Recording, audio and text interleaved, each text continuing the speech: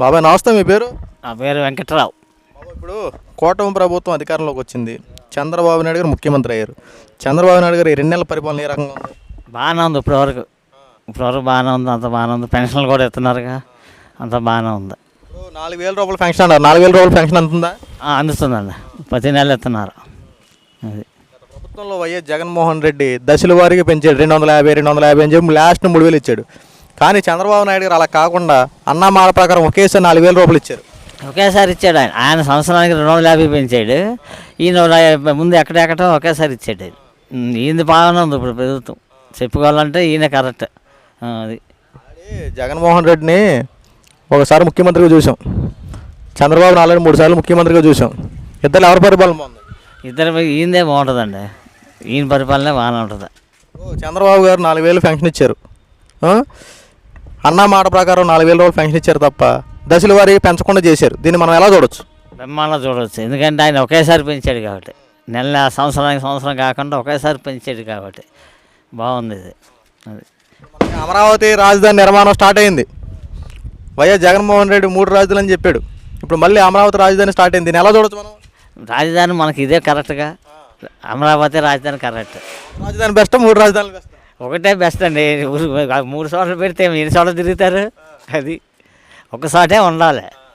ఇప్పుడు అన్నిట్లో సెంటర్గా ఇది విజయవాడ, అదే బాగుంటుంది. అది కరెక్ట్ అయింది. ఇప్పుడు పేదల పక్షాన ఉన్న నాయకుడు ఎవరు? పేదల పక్షం నాయకుడు అంటే ఇప్పుడు కరెక్ట్ నాయకుడు ఎవరు కరెక్ట్ కాదు చెప్పుకోవాలంటే. ఇప్పుడు ప్రస్తుతానికి సీఎంగా చెప్పుకోవాలంటే చంద్రబాబు నాయుడు గారు, తర్వాత పవన్ కళ్యాణ్. అనుభవం ఉన్న వ్యక్తి, ఆల్రెడీ కొద్దిగా ముఖ్యమంత్రి చేసిన అనుభవం ఉంది కాబట్టి. ఆయన ఇప్పుడే కాదుగా, ఇప్పుడు ఎప్పటి నుంచి 3 సార్లు చేశాడు. అంతకుముందు కాంగ్రెస్ చేశాడు, అన్నీ చేశాడు కదా. ఆయన అనుభవం మనిషి కదా, అనుభవం మీద చేస్తాడు. అన్నీ ఏది చేసినా అన్నీ కరెక్ట్గానే చేసుకొస్తున్నాడు ఇప్పటి వరకు. ముందు అవి తాగుతావా? ముందు అలవాటు ఉందా? అది తాగుతాం అప్పుడప్పుడు. జగన్మోహన్ రెడ్డి ఇచ్చిన ముందు ఎలా ఉంది? అదే అసలు తాగలేకపోతున్నాంగా. అది మరి ఘోరంగా ఏడిసింది. ఈయన మందు వదులుతా అంటాడు, ఎప్పుడు వదలట్లా. అది అప్పట్లో నాసిరకం ముందు వచ్చింది, దానివల్ల ప్రాణాలు పోతున్నాయి అన్నారు. నిజమా అబద్ధం? చాలామంది పోయినాయి. ఇక నిజమే అది. చాలా ప్రాణాలు పోయినాయి. చాలామంది ప్రాణాలు పోయినాయి, చాలామంది బలి అయిపోయారు. ఇప్పటికే బలి అవుతూనే ఉన్నారుగా అదే మందు. చంద్రబాబు నాయుడు అక్టోబర్ 1వ తారీఖు నుండి మద్యపానాన్ని కొత్త రూల్స్ తీసుకొచ్చి మద్యం రేట్లు తగ్గిస్తానన్నారు. దాన్ని మనం ఎలా చూడవచ్చు? తగ్గింది మంచిదేగా. ఇప్పుడు కష్టపడేవాడు పొద్దున్న వెళ్ళి రాత్రి దాకా వస్తూ ఉంటాడు. ఏదో కొద్దిగా తాగడానికి శుభ్రంగా ఉందనుకో, మొత్తం దీన్ని పడుకుంటాడు, హాయిగా ఉంటుంది. ఈ మందు తాగిన కానీ కోటలు తాగినా చాలట్లేదు, దానితో బలి అయిపోతున్నారు. అది థ్యాంక్ యూ. చంద్రబాబు నాయుడు గారు గత ప్రభుత్వంలో అన్న క్యాంటీన్లు ఏర్పాటు చేశారు. తర్వాత వైఎస్ జగన్మోహన్ రెడ్డి అన్న క్యాంటీన్లు తీసాడు. మళ్ళీ ఇప్పుడు చంద్రబాబు గారు అన్న క్యాంటీన్లు ఏర్పాటు చేస్తున్నారు. దీన్ని ఎలా చూడవచ్చు? బ్రహ్మాండంగా చూడవచ్చు. ఎందుకంటే దాని మీద బతికిన వాళ్ళు చాలామంది బతికారు.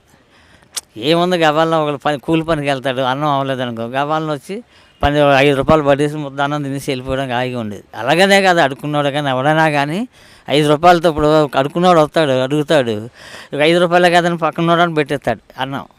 ఇప్పుడు అది లేక చాలామంది ఇబ్బంది పడుతున్నారు. అది కంపల్సరీ ఉంటేనే మంచిది. అది నా ఉద్దేశం ప్రకారంగా. 5 రూపాయలకు భోజనం పెట్టేదంటే చాలా గొప్ప విషయం కదా. మామూలు విషయం. 5 రూపాయలకి ఏమొస్తుంది, ఇప్పుడు టీయే రావట్లా. మరి 5 రూపాయలు భోజనం పెట్టడం చాలా గొప్ప విషయం. అది ఇలా జగన్మోహన్ రెడ్డి ఎందుకు తీసాడు? ఆయనకి ఆశ ఎక్కువైపోయింది. జగన్ ఆశ ఎక్కువ, పేర్లు మార్చుకుని పెడితే కొద్దిగా సరిపోయేది. ఏదో అన్న క్యాంటీన్ మీదే రాజశేఖర్ అన్నాన్ని పెట్టవచ్చు, అదని పెట్టవచ్చు. మరి మొత్తానికి సన్నబియ్యం పెడతాను ఇంకొకసారి పెట్టాడు. ఎత్తేసి చెప్పాలంటే ఎత్తేసాడు కదా. అది అలాగ ఉండకూడదు అసలు. అది 10 మందికి ఉపయోగపడేది కదా.